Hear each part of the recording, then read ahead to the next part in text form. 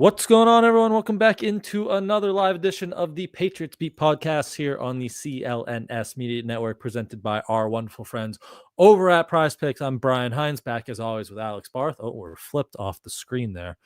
There we go. I'm Brian Hines. There's Alex Barth. OTAs were yesterday for the Patriots. They are off today, back on the practice fields tomorrow. We unfortunately will not be back at Gillette Stadium to watch until next week. So if you want our day one OTA recap, you can go check that out on the Patriots Press Pass.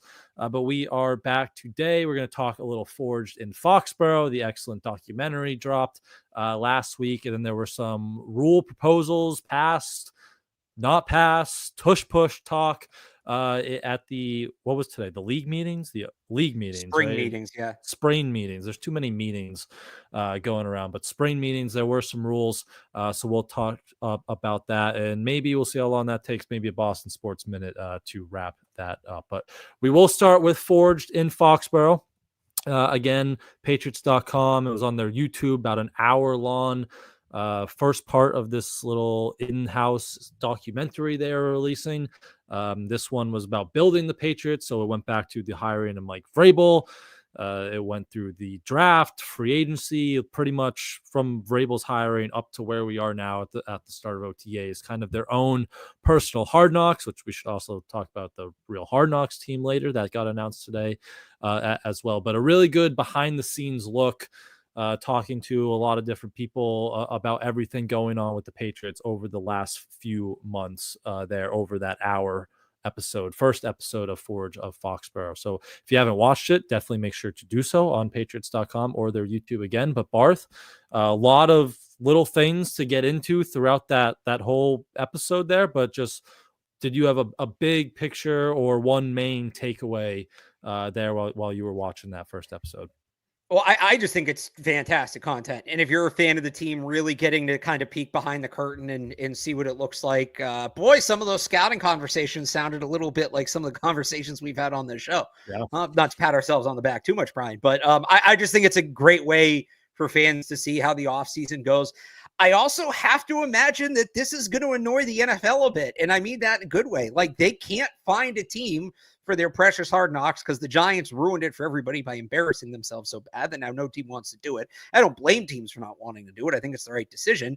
But the Patriots are going to do their own instead of giving the league the content. And that's kind of an old school Patriots FU to the league. So I enjoy that. Definitely Elliott Wolf heavy. It feels like there's kind of a through line there, establishing Elliott Wolf as the de facto GM. How much that's actually the case or not, we've certainly discussed and will continue to discuss as long as Wolf is here. But overall, we'll see what the future episodes are. So by the way, just because I've had some people ask me this is not a weekly thing like a documentary. It's going to be at least initially in stages. So this was kind of the lead up to the offseason program. This was the actual offseason, the roster building. I believe the next episode, I don't know this for sure. I don't know this 100%, but I believe the plan for the next episode is for it to basically be the off-season program. So it'll probably run through OTAs and minicamp. I don't know if it will be like weekly when it gets to training camp, if training camp will be one episode. Like, I don't know how they're going to do that. But it's not something that I don't believe is going to come every week. They're going to be a little more sporadic.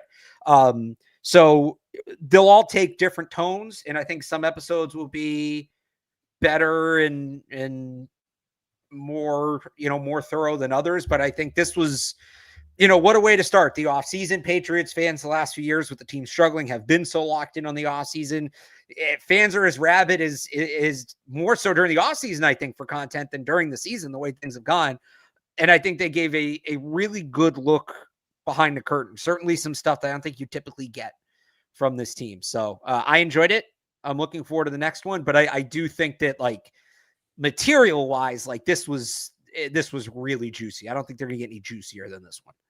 Yeah, this was the big one, right? Talking about the scouting meetings, going behind the scenes, even into the draft room, and it's probably best they're not cranking these things out like every week, because at this point of time, like, that was 3 months, and it was, you had the Vrabel press conference, you had the combine, you had free agency, you had the senior and Shrine Bowl, and then you had the draft. So those were the busy parts of the offseason program, and you got, an hour or 15 of content there.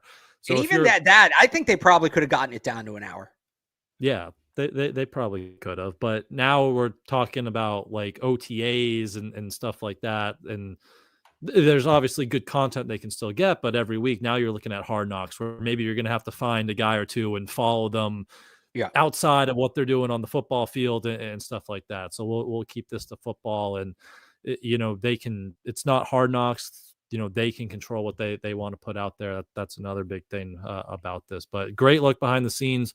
It starts first 5 or 6 minutes. You get Vrabel's kind of opening speech to the team and lays out all the pillars that we've heard him talk so much about. With toughness, we're going to turn the page from last year. Did you get what he was trying to say when he called Caden Wallace up? Because that was weird to me, and I've talked to a couple people. Like I might just be an idiot, but I've talked to a couple people who also don't get it. Like he's pushing them in the direction, and then he's pushing against them, and he's like, "We're with you, but we're pushing." I don't know. Did you get what he was trying to convey with that I one? think the difference between, like, yeah, I got it. I understand it's a little unclear. The metaphor is basically like you tell the player to go to one side of the room, from one side of the room to the other, and he walks with him and he kind of helps him, and then tells the player to go back to the first side of the room, but halfway through he stops and holds him up, He's like, right? "We're So, with you. It's easier when we're with right. you." But So then the he's like, idea that, "Oh," but then he was like, "We're gonna push you," and it's like, but the pushing didn't work there well, when no, you were he's against referring the to, if player. you watch it, and this is why because he didn't do it very forcefully, and I think this is where you get caught up. As when Caden Wallace is doing the first part and he's just walking across the room, Vrabel's behind him with his hands on him, kind of pushing him forward. So that was the push. That's That's the what he's pushing saying he's was the referring push. to. So Okay. it's like, yeah, coaches will give you instruction. I think the idea was like, you're probably used to coaches giving you instructions, and you've all had coaches and we've all had bosses, and this is just life, where the same instruction can result in two different outcomes and can be viewed by the person being instructed in two different ways based on how the person giving that instruction goes about it. And I think the idea is basically like, we're not going to fight you on what we want you to do. We're going to help you. We are going to push you. So we're going to set the pace. We're going to set the tone, but we're going to do it in a constructive way, not in a way that's hampering you. Yep. So that was his opening speech, and again, a lot about toughness, a lot about preparation. How we're going to prepare, the effort we're going to put in. Again, all these pillars that we know with Vrabel. That a lot of respect, as Courtney said in the chat here. We're respecting everyone in the organization, not just your teammates, your coaches, the janitors, the cafeteria workers, the equipment staff, all those people. A lot of respect going around. So that's how it kind of started. And then I believe the combine was next. And you're right. It was a lot of those conversations that I feel that we have, Just right? to go back to the During the respect thing pre-draft real season. quick. Yeah. Yeah, just to go back to the respect thing real quick, though. Like, there is value in that. I know people roll their eyes at it. I always, like, you want to say, oh, well, there's a lot of cheesy coaches out there. How about Ed Reed? Ed Reed cheesy?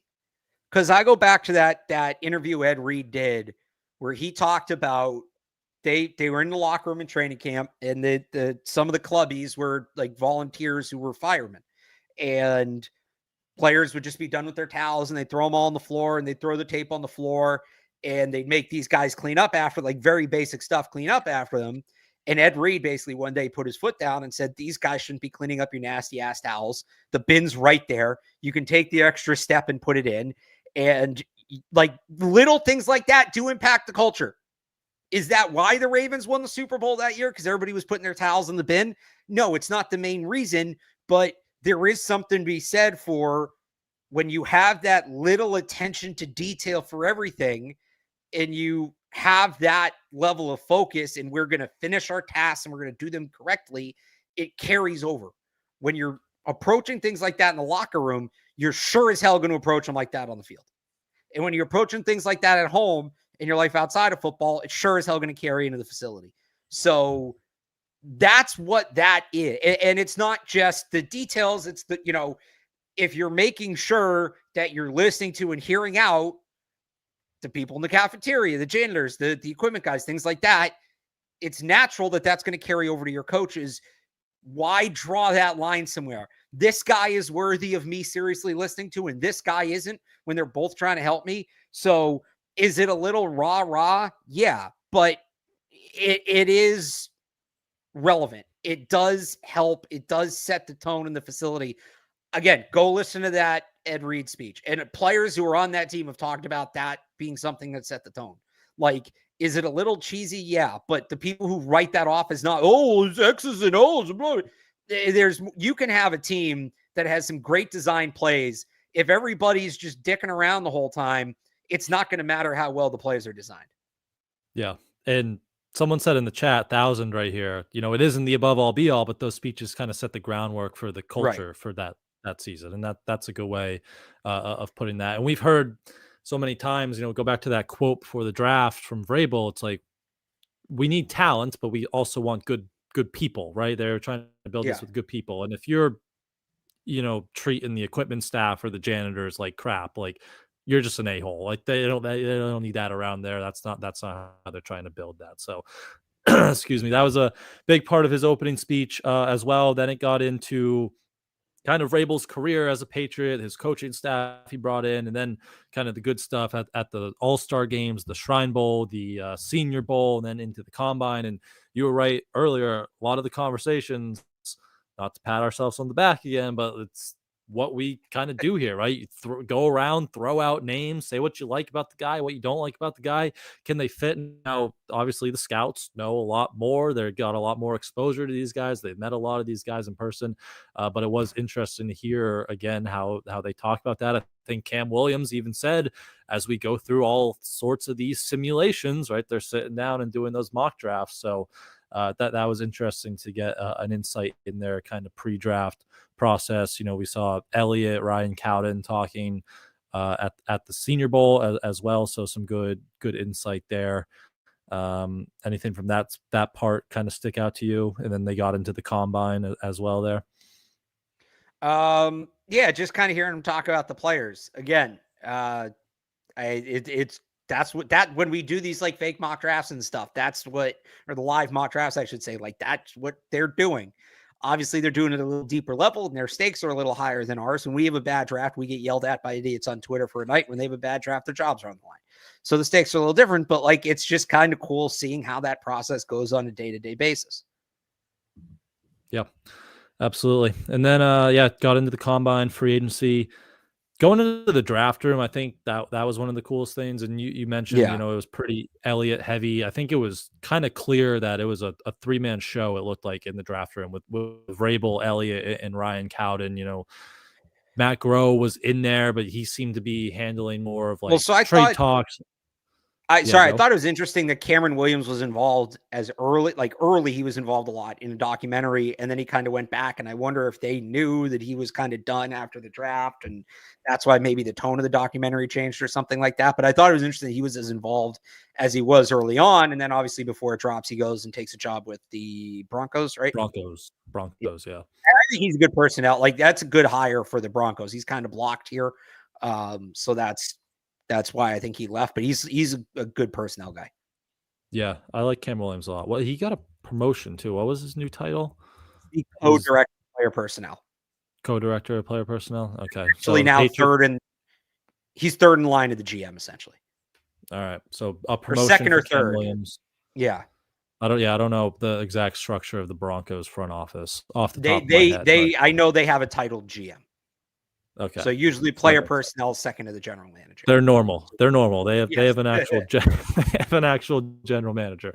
But promotion for Cam Williams. So the Patriots will need a new director of college scouting. We'll see what happens. This is that time of the year where all those that movement happens. But back to the draft room, it did seem like that kind of 3-man show. Vrabel, Elliott, Cowden. Stretch was right behind him. Cam Williams, as you mentioned, was the first to call the prospects. Matt Groh seemed to be handling kind of the trade talks and stuff like that. And then Alonzo Highsmith was in there, but it was those three. Did you like how those three seemed to be working together? We heard during the draft that they had those arguments at the top of the second round, but seeing kind of behind the scenes, did you like the process that those three seemed to be working in? And do you feel maybe more confident or less confident in that structure going forward? I mean, it felt pretty good. Elliot Wolf, I think, was the point person in terms of communicating with other teams. You had Ryden and Cowden kind of keeping an eye on their board internally, and then Mike Vrabel managing everything, that final say guy. I did think it was interesting that there was one trade offer that was so bad, Elliot Wolf didn't even take it to the room. I don't know if you heard that. And I think it was, like, from what I heard, it was legitimately a bad offer. I don't know who it was from or what exactly it was, but I literally had to text somebody. I was like, did he really just not tell the room? But, the whole thing about trading the Travion Henderson pick. So I still haven't gotten, like, they're clearly cutting around it. It's not a linear, whether or not the Patriots turned down that trade or if the team they were I think it's the, who was it that they were, I think it was the Texans, right? That had those picks. Yeah, it was. It was 58-79 in the 2026 third for 38. Yeah. So I've seen some people say, like, the Texans took the trade off the table, which does happen, right? Because sometimes teams, to put the pressure on, you set a timeline. If timeline doesn't get hit, take trade off the table. So I don't know whether the Patriots turned that down or not. It's a haul. It would have been a great haul. Now you're dropping back significantly, or is 58. So you're going back 20 spots. You're almost out of the second round. They're going to get a very different caliber of player. They would have added a top 100 pick, which would have been nice. And in this draft, there's a case you made you could do that, but tells you we can't do the whole did they really believe in Travion Henderson thing. Oh, well, they're debating about another player, and so did they really want Travion Henderson? Blah blah blah. Well, they potentially turned down a significant package for him, but I thought it was interesting to see how that went. That was the one real offer. Even the Bears wanted to move up one spot for a seventh. Like, in certain parts of the draft, that makes sense. If you want to talk about the fourth round, yeah, second round should be more in the seventh, especially because. I still don't understand what was going on there. I think they were moving up for Travion Henderson. Definitely. The Bears were trying to, or like, because they needed a back. Ben Johnson mentioned it, I think, before the draft, and after the draft, Ryan Poles, their GM, said numerous times, like, they were right. They missed the cutoff of the running back by like a pick or two multiple times in that draft. And then they ended up, I think they got Kyle Monungai in like the 6th or 7th round. So they definitely wanted it back. I think Travion Henderson, they were trying to move up for Travion Henderson. Yeah. So look, and the reason I say that, this isn't a homer take. If we knew, we talked about it on Friday morning. We knew the Patriots were not drafting Luther Burden. That was widely telegraphed. So if we could figure out they weren't drafting Luther Burden, I would certainly hope Ryan Poles would be able to figure out they weren't drafting Luther Burden. So unless you get intel that the Patriots are going to move back, in which case, if they're going to move back, they're clearly going to take the better offer than just the 7th. Why would you trade up for Luther Burden when you know the Patriots aren't going to take him? So they were moving. Maybe it was Henderson. They were definitely moving up. They were moving up for Burden. I don't think that was the case. And I guess that would make it Burden, or that would make it Henderson, because they took Burden with the next pick, which means that, the guy that they would have moved up for, if he was still on the board, they probably would have taken him there with the next pick. So I guess you're right. I guess they were trying to move up for Henderson. We can kind of surmise that. Yep. Ben Johnson, he wanted Travion Henderson. So, the trades are really interesting to listen to how those went through. There was another one, in the 3rd round where they moved back a couple times. They were debating between 2 picks. It was like you can move back a little bit more in the 3rd round, but then the pick you get back is like 30 spots earlier than that second selection you would swap, and that's the one they ultimately went with. And then they traded that back again to Kansas City, and 10 spots, and they got the 4th rounder next year. So you saw more movement, and interesting to see how they moved across the board. But yeah, the top of the 2nd round, that was where the big offers seemed to come through. Teams wanted Travion Henderson, get a shot at him there. So anything else from in the draft or free agency, anything at all from that first episode that caught your eye? I wish there was a little more of the free agency negotiations. Like, I would have loved to Milton Williams, if you got a little more. Yeah, I would have loved to see a little more of the Milton. This is where the one thing about it being a team thing versus a league thing, HBO probably gives us more on what happened with Chris Godwin, right? Yeah. But I would have loved to see their process with Milton Williams and maybe some of those negotiations. I understand that's different than the draft where you have to get the player side of it. And it's probably tough to ask, like you have to ask to record that. And that's before the players have signed. And I understand why that's not in there. That's a logistics nightmare. But it just to have a little more maybe after the fact discussion about it, I thought would have been interesting. Yep. Yeah, that would have been cool. Get a little more insight there. But why wasn't Evan in it? We got Deuce, we got Karen. So they didn't need Evan in that. I think there was a little thing. Evan had a chance to be in it, I think, and it just didn't make the final cut. Ugh, I think there was some intention. didn't make it. Yeah. All right. We Maybe get a down the catch line. 22 clip in there. Yeah, there you go. Down the line. But very good episode. Again, a little over an hour. Yeah, about great an hour job 10, by everybody there. Hour 15. Excellently put together. Definitely go check that out. If you haven't, it's on patriots.com. It's on their YouTube channel as well. And again, we should get another episode projecting around the end of OTA's mini camp in a month or so there. So that should be must watch there too. And we will again break that one down as well. But let's move on to some of those league meeting stuff today. But before we do so, I want to tell you guys about our friends over at Prize Picks. If it pops up on the screen there we go. Football season is almost here, but not quite yet. But we are in the conference finals on the hardwood, on the ice, and you can just pick more or less on at least 2 players for a shot to win up to 2,000 times your cash on Prize Picks. You can cash in on the basketball playoffs. Don't miss your chance to add your favorite players from the court to your Prize Picks lineups, whether it's points, rebounds, assists. Take your pick. We got tonight.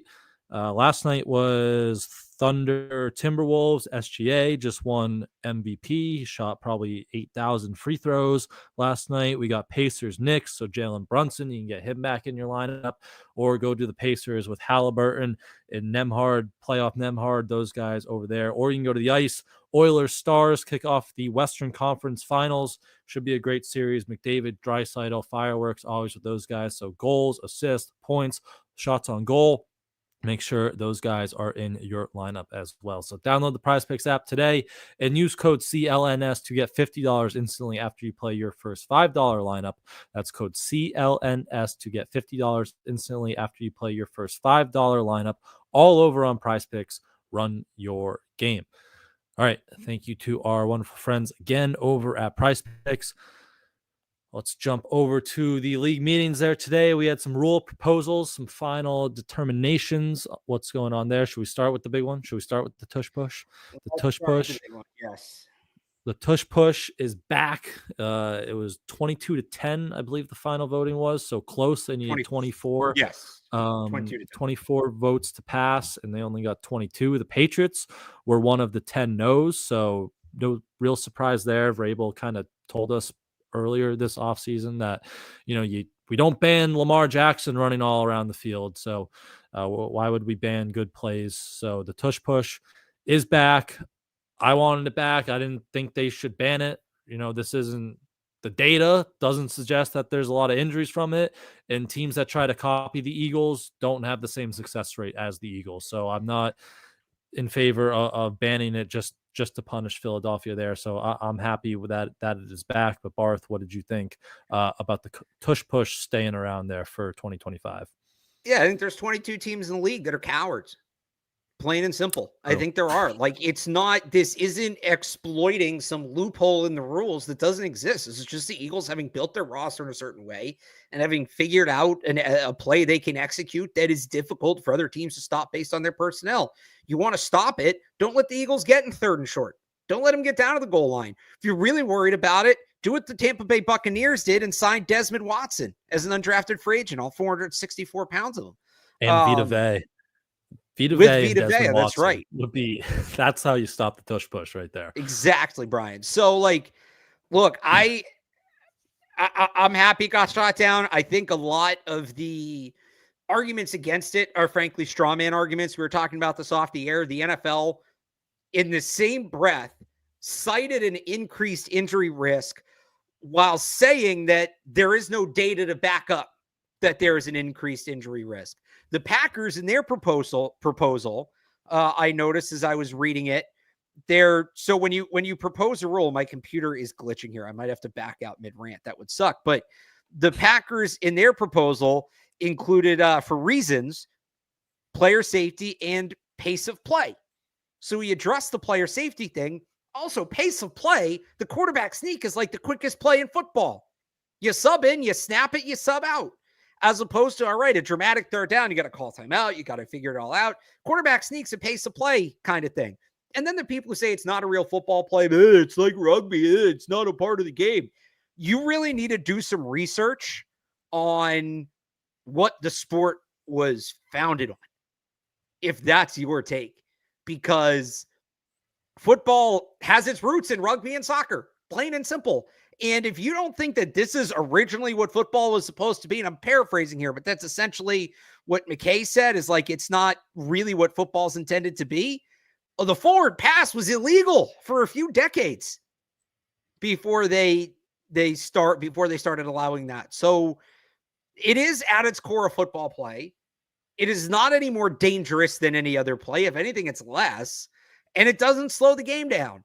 The only thing that annoys teams is they can't stop it, which just don't let the Eagles get in that situation. It's not like it's a play they can run 40 times a game from any spot on the field.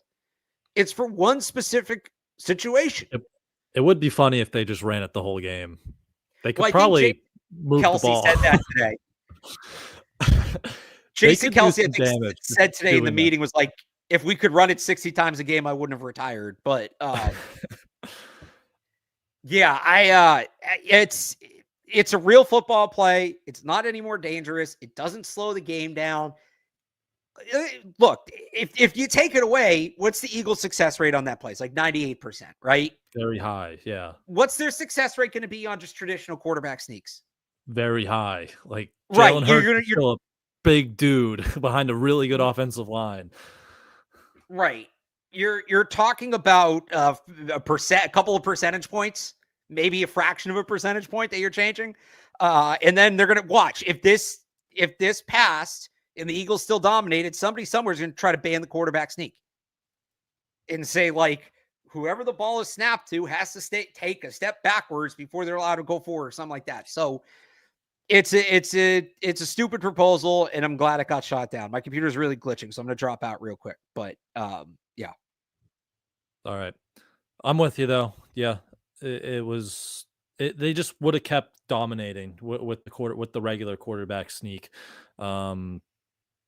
As someone said in the chat, yeah, they were a very high percentage going for it on 3rd and 4th down anyway. So they just would have kept doing it like that. But Barth's back now.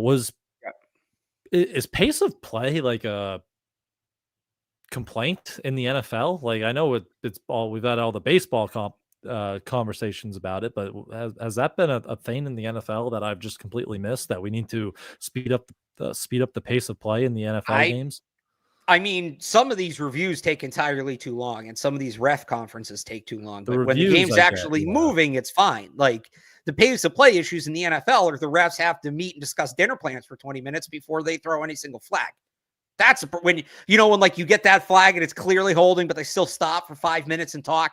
That's the pace of play issue. It has nothing to do with the tush push. Yeah.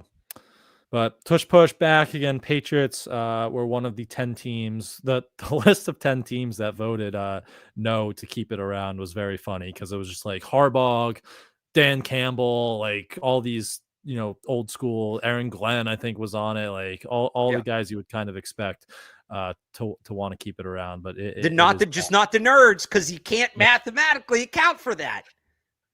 There you go. The nerds. No, Liam Cohn. Liam Cohn was a no. He's a nerd. Him and Gladstone, the Jaguars, and Mike McDaniel was a no. So maybe give some credit to your nerds there.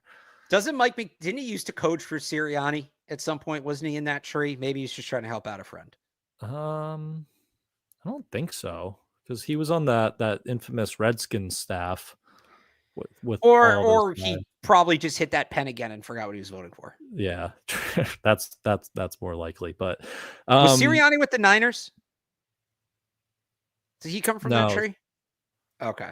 No, he was with the Colts, Sirianni, That's which right. was Frank Reich, right? So yeah, it's a little different tree.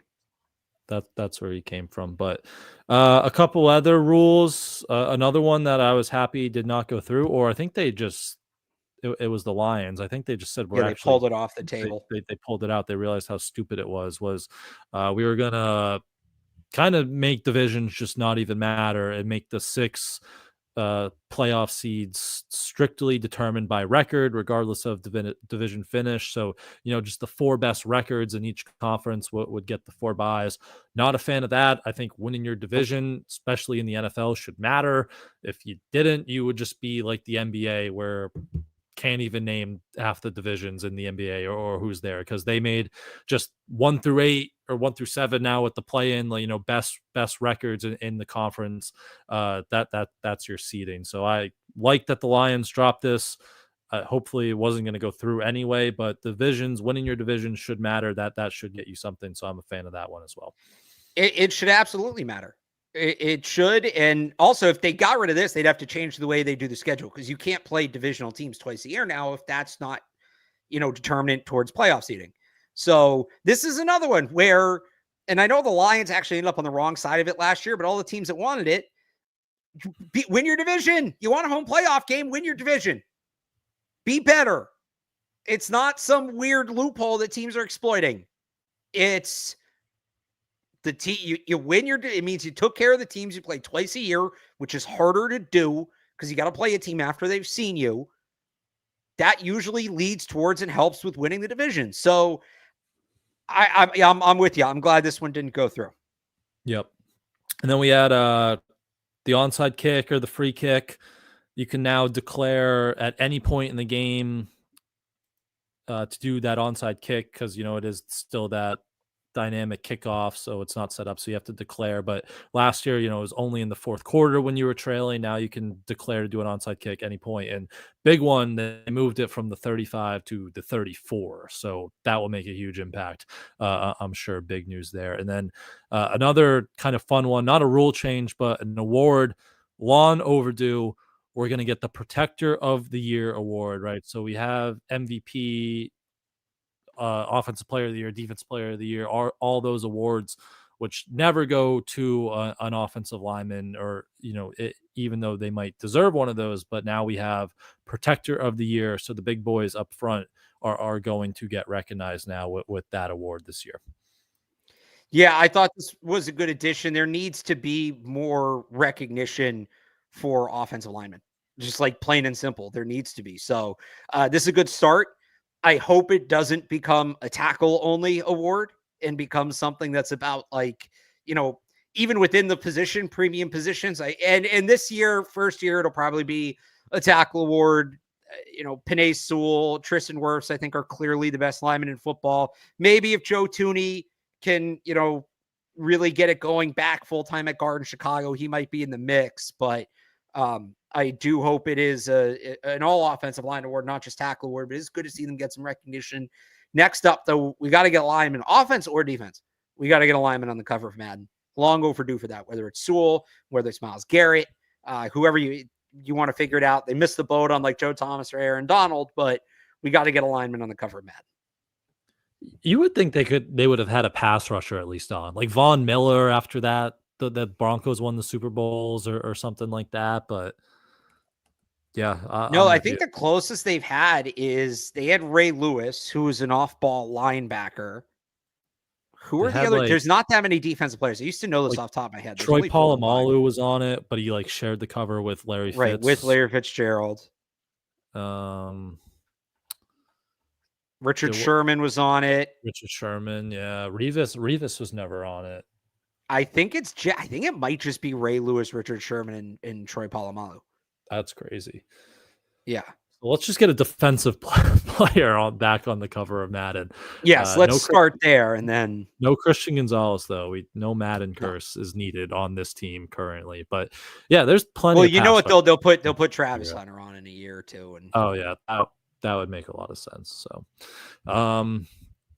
no other big rule proposals, right? Those are the big ones: tush push, playoff seeding, onside kick, lineman of the year. We got the Protector of the Year. I think those were the big ones from the league meeting today. Barth, we were talking about Hard Knocks earlier. Are you going to hate watch the hell out of Hard Knocks this year because the Buffalo Bills were named the team for Hard Knocks? I'm excited. I'm excited for this because I've known for a long time that that's a dysfunctional football team, and they have enough talent, and frankly, the division has sucked enough that they've kind of been able to make it look like they're not. I can't wait to see what Sean McDermott's actually trying to do behind the scenes, because I would imagine most of it is not good. So, and I just wish it was when Diggs was still there so people could rightly realize that divorce wasn't entirely about him, and maybe the quarterback had something to do with it too. I don't know. Maybe we'll see Josh Allen push another receiver out, but I'm very excited to be proven right about the Buffalo Bills. Does he even have a receiver he can push out? Yeah, that's true. I guess that's tough.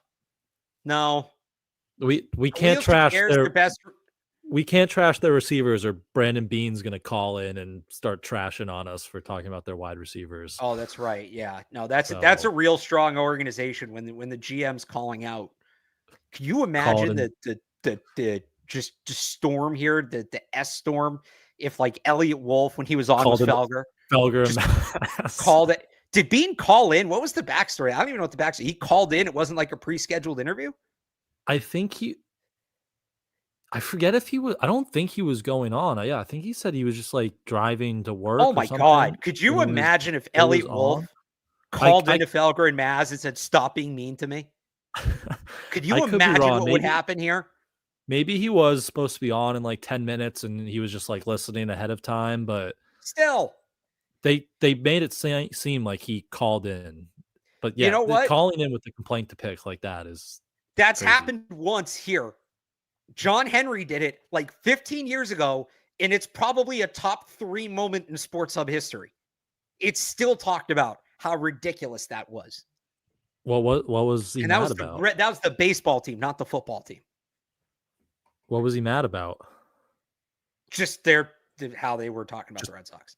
Just they were trashing the Red Sox. Have you never seen that clip? I don't think so.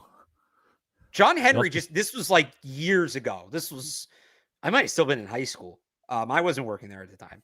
It's in when we did the 15-year documentary that Jim Lavith put together, which is really good if people want to check that out on the Sports Hub YouTube channel. But John Henry one day just showed up at the station and was like, I want to go on the air.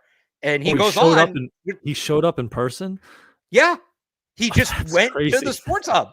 And keep there's a lot. Watch the thing, and there's some pieces about it. I think NBC Sports Boston did one of those mini docs on it too. I'll see if I can find it. But he just showed up and was like, I don't like how you're covering my team. That's calling in is one thing. Literally 2011. 2011 here. I think we still have it on the website. John Henry, he was there for a while.